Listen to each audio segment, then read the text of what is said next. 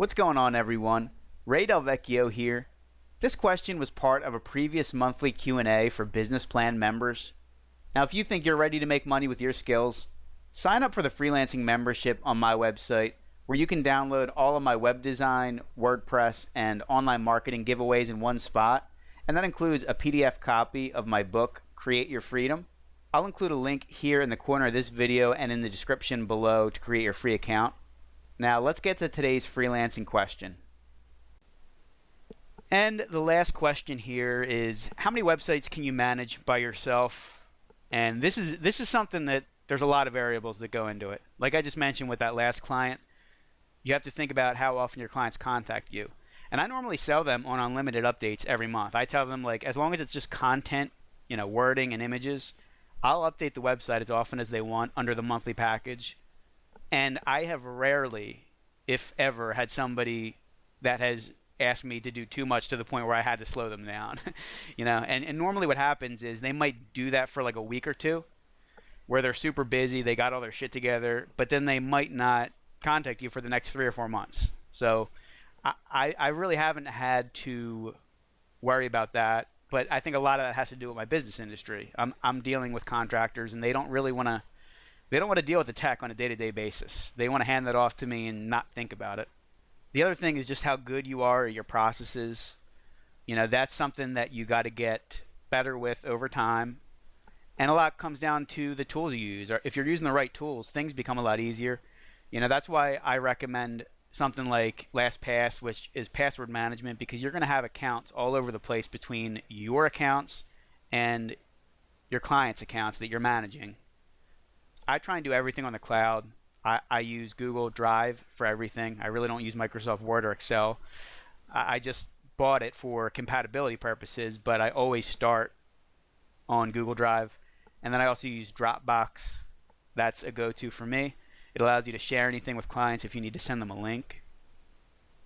And I've had some clients that also, I tell them to install Dropbox and we could share folders, so that instead of them emailing me photos, they can just drop them into the Dropbox folder and it'll automatically upload to my computer and I can grab them from there.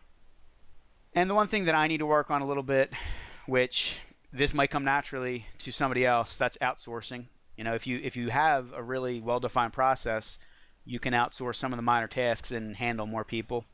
But as a rule of thumb, a couple rules of thumb here that I've only heard of through podcasts. I didn't even know about these things since I don't really manage people.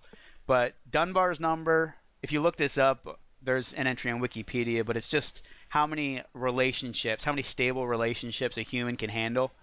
And the range is somewhere between 100 and 250.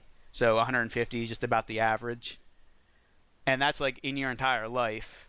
But then when it comes to business management, I've heard this through at least 3 or 4 different people, and they're all a little bit different. But the consensus seems to be that in terms of business management for direct reports, you want somewhere between 7 and 15 people.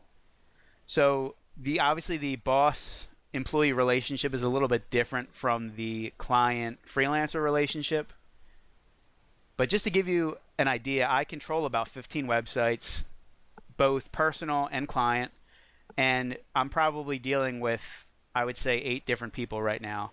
And I feel like I have the capacity to do more, but I'm kind of at that point where I think if I added 3 or 4 more people, I probably would have to start either outsourcing either the web design creation part of it, or outsourcing some of the sales, part of it, the cold emails and that kind of stuff.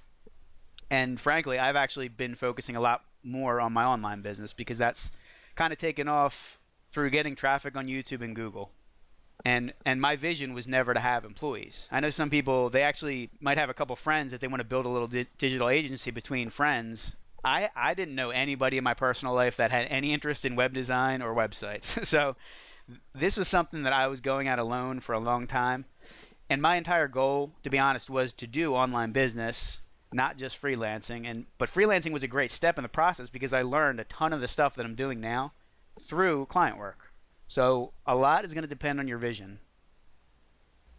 So there's a sneak peek of the monthly Q&A. And if you enjoyed this video, please give it a thumbs up and subscribe to my channel for more tutorials and help as you begin your journey of working for yourself as a freelancer. If you have a question, feel free to leave it in the comments below and I just might answer it in a future video.